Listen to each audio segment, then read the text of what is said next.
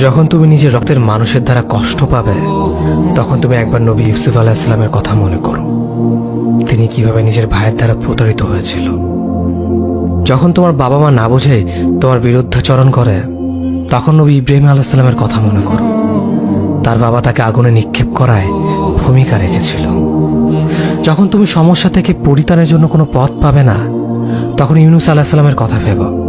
তিনি কতটা সময় তিমি মাছের পেটে আটকা পড়েছিল। যখন তোমার নামে কেউ মিথ্যা অপবাদ ছড়িয়ে দেবে, তখন মা আয়েশা রাদিয়াল্লাহু আনহার কথা মনে করো।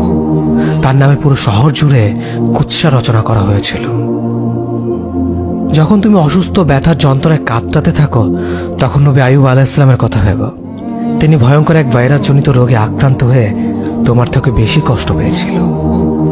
যখন তুমি দিনের কোনো বিধান নীতিতে যুক্তি খুঁজে পাও না, তখন নবী নূহ আলাইহিস সালামের কথা ভেবো। তিনি কোনো প্রশ্ন ছাড়াই মরুভূমিতে নৌকা তৈরি করেছিল।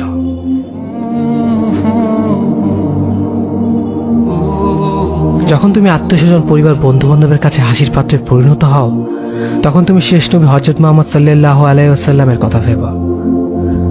রাসূল সাল্লাল্লাহু আলাইহি ওয়াসাল্লাম বলেছিলেন, সবচেয়ে বড় পরীক্ষা দিয়েই সব থেকে বড় পুরস্কার আসে। যখন আল্লাহ কাউকে ভালোবাসেন, তখন তাকে পরীক্ষা করেন, এবং যে এই পরীক্ষাগুলো মেনে নেয়, সে আল্লাহর সন্তুষ্টি অর্জন করে। আর যে অভিযোগ করে, সে তার ক্রোধের পাত্র হয়। হে আল্লাহ, তোমার কথা মনে করা, তোমার প্রতি কৃতজ্ঞ হওয়ার এবং তোমার ইবাদত করার তৌফিক আমাদের দান করো। আমিন। যেভাবে তুমি সন্তুষ্ট হও, সেভাবেই আমাদের পরিচালিত করো।